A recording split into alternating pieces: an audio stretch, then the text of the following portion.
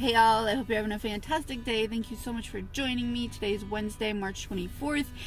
It's super early, so not happy to be up this early, but I have a really important appointment with a new urologist because the last one did not go well whatsoever. It was one of those jerks of a doctor who I don't think, you know what?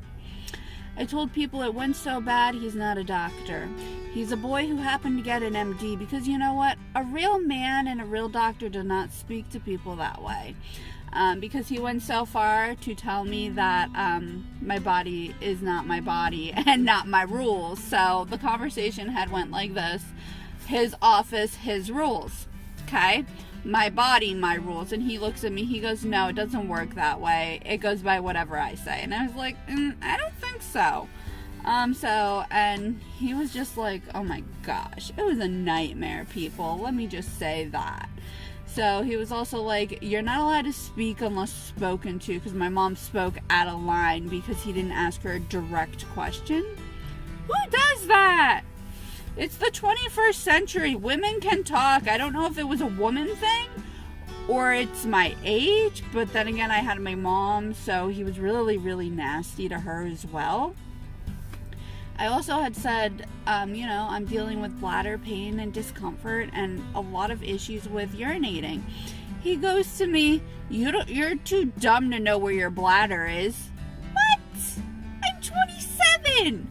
I know where my bladder is, people. Trust me. I've had how many UTIs? Wow, that car's engine's really loud. I hope you don't hear that. I feel like you will. I'm waiting for breakfast, and I haven't been eating, so I'm a little bit hungry. So it's why I keep looking around everywhere. So yeah, that was the appointment. That was a nightmare. Like, it was so bad. And then he was threatening me. He's like, you're not actually going to report me because nobody would actually believe you. Like, over me, why would they believe you? Like, that's stupid. And he's like telling me, oh, well, even if you did, like, nobody's gonna listen and all this other stuff. So, of course, I got off the phone with him right away. I called my case manager. With the Theo hormones, though, I was like shaking, hyperventilating, which every stressful event ends up with shaking and hyperventilating just about recently. I'm not sure like why. I guess it's like the hormones I'm releasing, and because I'm not truly that upset, but I feel like, oh my gosh, like everything's taken over.